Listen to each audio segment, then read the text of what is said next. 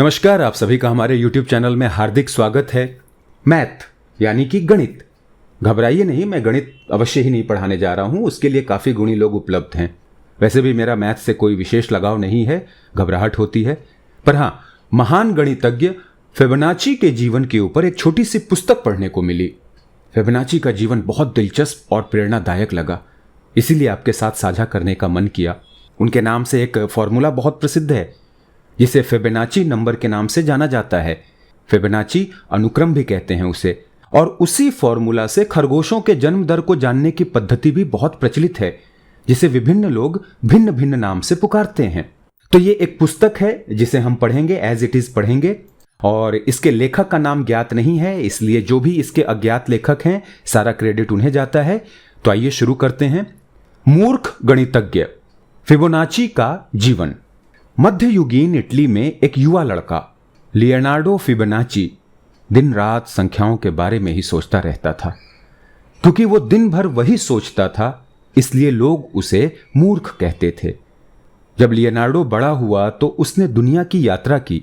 तब वो विभिन्न देशों में इस्तेमाल किए जाने वाले अंकों से प्रेरित हुआ, खासकर हिंदू अरबी अंकों से जो उसने अफ्रीका में सीखे थे। तब उसने ये महसूस किया कि प्रकृति में कई चीजें एक निश्चित नमूने यानी कि पैटर्न का पालन करती हैं। जिस लड़के को कभी मूर्ख कहकर चिढ़ाया जाता था, उसने कुछ एकदम नया खोजा, जो फिबोनाची अनुक्रम के रूप में आज भी जाना जाता है। आज फिबोनाची खरगोशों के प्रजनन की समस्या के हल के लिए प्रसिद्ध है। अब उसे सबसे बड़े पश्चिमी गणितज्ञों में से एक माना जाता है। ये उसकी कहानी है, एक ऐसे आदमी की कहानी जो निश्चित रूप से मूर्ख नहीं था। मूर्ख गणितज्ञ फिबोनाची का जीवन। आप मुझे मूर्ख बुला सकते हैं क्योंकि बाकी सब भी मुझे मूर्ख ही बुलाते हैं। एक दिन जब मैं बहुत छोटा था तो टीचर ने क्लास में एक गणित की समस्या दी और उसे हल करने के लिए हमें 10 मिनट का समय दिया, पर मैंने उसे सिर्फ 2 सेकंड में ही हल कर दिया। मैं गणित में काफी तेज था। मुझे बचपन से ही गणित से बहुत प्रेम था। मैं अपने माता पिता के घर में जहां भी देखता वहां मुझे कुछ न कुछ गिनने के लिए जरूर मिल जाता था। उन दिनों कक्षा में सभी छात्र गणक एबेकस पर गणित के प्रश्न हल करते थे। वे रोमन अंकों में अपने उत्तर लिखते थे। उसमें बहुत समय लगता था, लेकिन उस समय गणित के प्रश्न हल करने का बस यही एक तरीका था। जब मैं बाकी छात्रों को प्रश्न हल करने में इतना समय लगाते देखता तो मैं ऊब जाता था। फिर मैं बाहर पेड़ पर बैठे 12 पक्षियों को गिनता था। उन पक्षियों के कितने पैर हैं मैं अचरज करता, उनकी कितनी आंखें हैं, कितने पंख हैं, और हर एक पक्षी 2 सेकंड के लिए गाता तो एक के बाद एक करके सभी पक्षियों को गाने में कितना समय लगता। ये इतने सुंदर सवाल थे कि मैं दिन में ही सपना देखता था। लियोनार्डो, मेरे टीचर चिल्लाते, मेरी कक्षा में सपने देखने की तुम्हारी हिम्मत कैसे हुई? लेकिन सर, मैं कहता, बस सोच रहा था। हैं? टीचर चिल्लाते, वही तो परेशानी है। इस कक्षा में सोचने की जरूरत नहीं है। यहां हम सिर्फ काम के लिए आते हैं। तुम एक अस्थिर दिमाग के आलसी लड़के हो, सिर्फ सपने देखते हो। तुम मूर्ख हो। टीचर को सुनकर दूसरे बच्चे हंस पड़ते। मूर्ख मूर्ख, वे चिल्लाने लगते। ये सुनकर मुझे इतना दुख हुआ कि मैं स्कूल से भागकर पीसा शहर की सड़कों पर घूमने लगा। मैंने पीसा का शोर शराबा सुना। वो कितना शानदार शहर था। वर्ष 1178 में पीसा इटली का महानतम शहर था। चर्च के मैदान में मजदूर एक नए घंटा घर का निर्माण कर रहे थे। वहां पर राजमिस्त्री ने गणित के हिसाब किताब में काफी गड़बड़ी की थी। मैंने चारों ओर संख्याओं की महिमा देखी, सुनी और उन्हें अनुभव किया। कितने सारे लोग अपने अपने कामों में गणित का इस्तेमाल कर रहे थे। वो देखकर मेरा सर घूमने लगा। मैं इतना उत्साहित हुआ कि मैंने ये नहीं देखा कि मैं कहां जा रहा हूं। अरे सपने देखना बंद करो, एक महिला चिल्लाई, तुम एक मूर्ख हो। उस रात पिताजी बहुत नाराज हुए। पूरा शहर तुम्हारे बारे में बातें करता है, वो चिल्लाए। हर कोई कह रहा है कि मेरा बेटा एक मूर्ख है। लोग तुम्हें मूर्ख बुलाएं, यह मुझे बिल्कुल भी अच्छा नहीं लगता। अल्फ्रेडो, मेरे पिता के सलाहकार, ने कहा, शायद आप इस लड़के के साथ बहुत सख्ती से पेश आ रहे हैं सिग्नेर बेनकियो।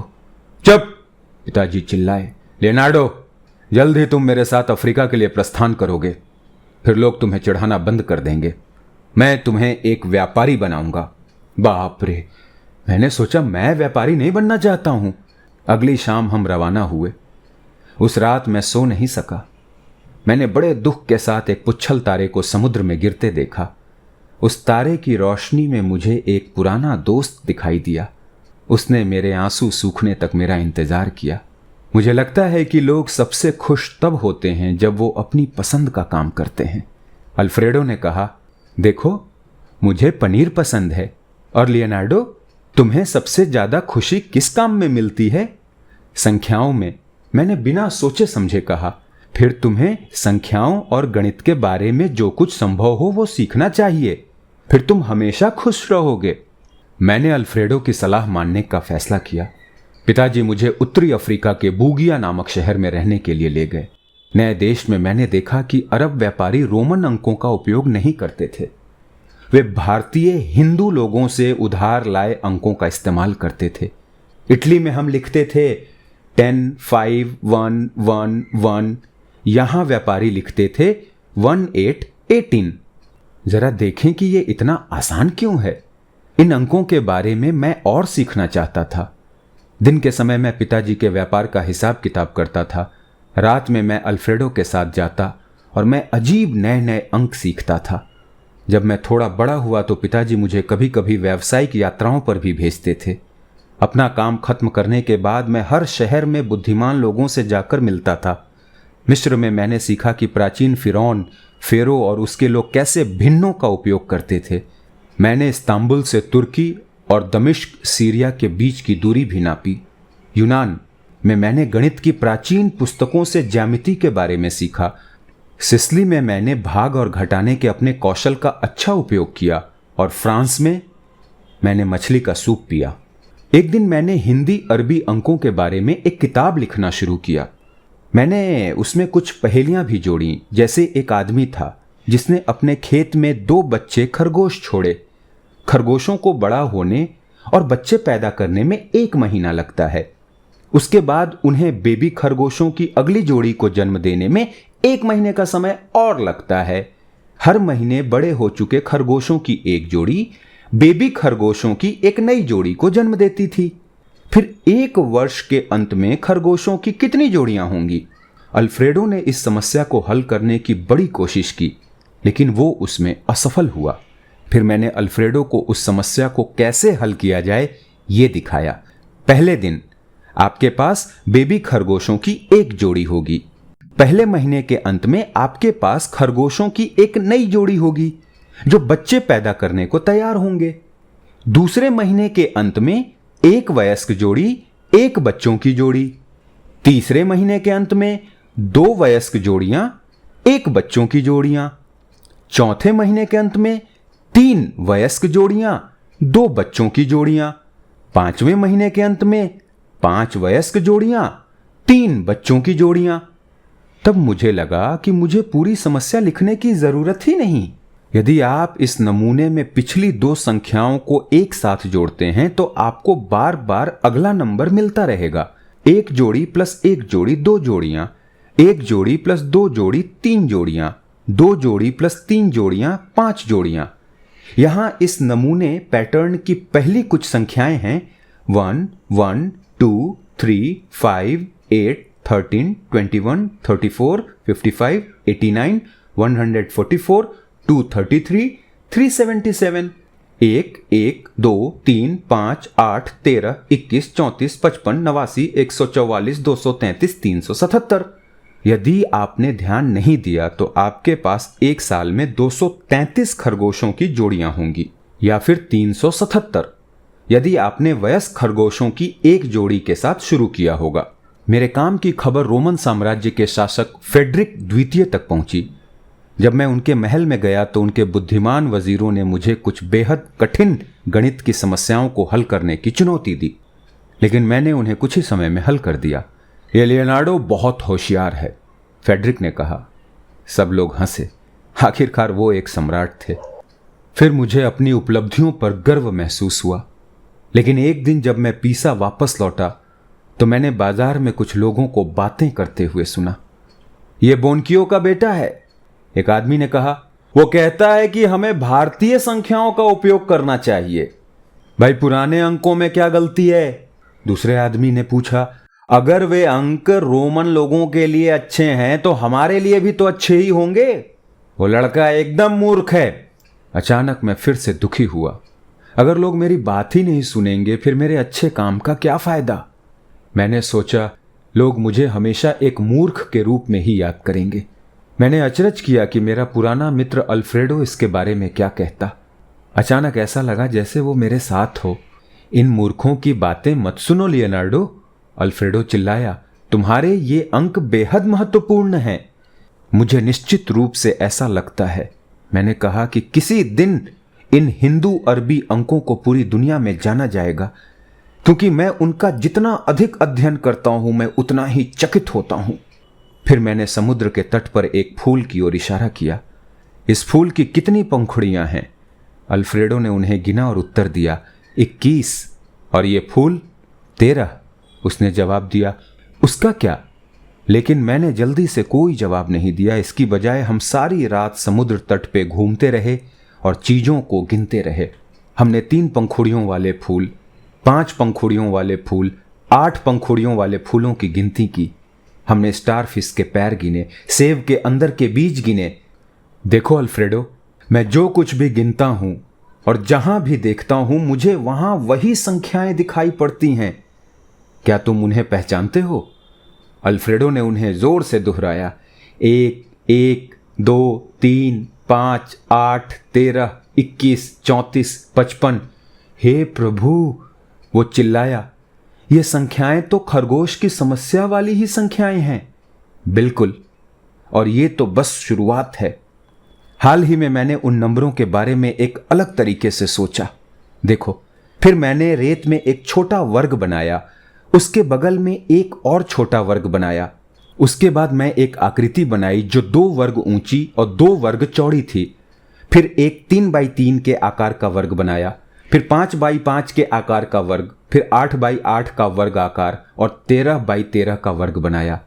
मैं आगे और आगे बढ़ सकता हूं, लेकिन वो तब तक सही नहीं लगेंगे जब तक मैं उन्हें जोड़ूंगा नहीं। इस तरह। क्या तुम अनुमान लगा सकते हो मैंने उनके अंदर क्या बनाया? अल्फ्रेडो अनुमान नहीं लगा पाया। स्पाइरल। आप मेरी संख्याओं के साथ एक स्पाइरल बना सकते हैं। वो कितना शानदार है, अल्फ्रेडो ने कहा।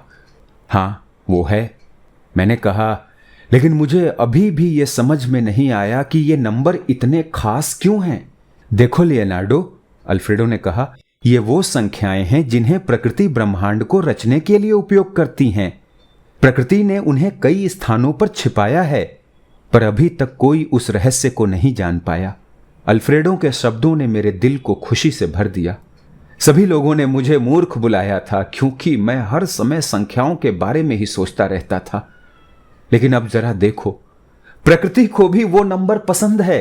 अल्फ्रेडो खुश था। सबसे नन्हे पौधे से लेकर सबसे सुंदर चीड़ कोन, सबसे बड़े फूल से लेकर समुद्र की लहरों तक, सबसे दूर स्थित आकाश गंगा तक में ये तुम्हें संख्याएं नजर आती हैं लियोनार्डो। अब मैं बूढ़ा हो गया हूं, लेकिन संख्याएं अभी भी मुझे खुश करती हैं। उस रात मैंने अल्फ्रेडो के साथ जो रहस्य साझा किया था वो मैंने आज तक किसी और को नहीं बताया है, लेकिन आज मैं आपको वो बता रहा हूं। इस पुस्तक को आप फिर से पढ़ें, फिर आपको मेरी संख्याएं असली जीवन में जरूर दिखाई देंगी। तब आपको समझ आएगा कि मूर्ख बुलाने पर भी मैं क्यों नहीं चिढ़ता हूं। अंत में इनका एक जीवन परिचय देख लेते हैं छोटा सा।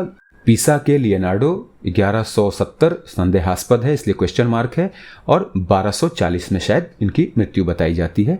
लियोनार्डो फिबोनाची नामक गणितज्ञ के जीवन के बारे में बहुत कम जानकारी उपलब्ध है। यह कहानी कुछ उन तथ्यों पर आधारित है जिन्हें हम जानते हैं। उनके साथ साथ कुछ कल्पना की उड़ान भी है। उनके उपनाम बिगोलो का अनुवाद पथिक या यात्री हो सकता है।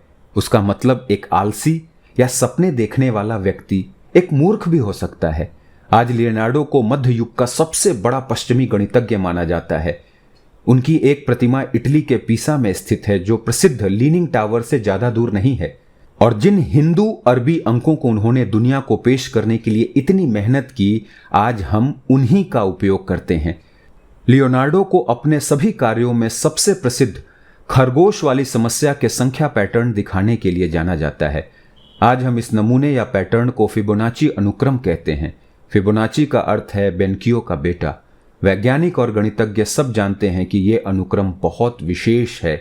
ये तो वो ब्लूप्रिंट है जो बताता है कि फूलों जैसी जीवित चीजें एक क्रमबद्ध सामंजस्यपूर्ण तरीके से कैसे बढ़ती हैं। फिबोनाची की संख्याएं मानव कल्पनाओं, इमारतों, संगीत, कला और कविताओं में भी झलकती है, पर इतिहासकारों के अनुसार लियोनार्डो ने कभी भी उन संख्याओं के महत्व को महसूस नहीं किया हो, या शायद किया भी हो। धन्यवाद। आप में से शायद कई लोगों को पसंद आए इस तरह की कहानियाँ, हमें अच्छी लगती हैं, इसलिए हमने आप लोगों के साथ भी शेयर किया। आप भी जो लोग उत्सुक हों इस फिबोनाची अनुक्रम का अध्ययन कीजिए। इसे द गोल्डन रेशियो भी कहते हैं। तो ये एक बहुत यूनिवर्सल चीज़ है। अवश्य इसके बारे में ज़्यादा जानकारी लीजिए गूगल पे जाकर और यूं ही पढ़ते रहिए। धन्यवाद। जय हिंद।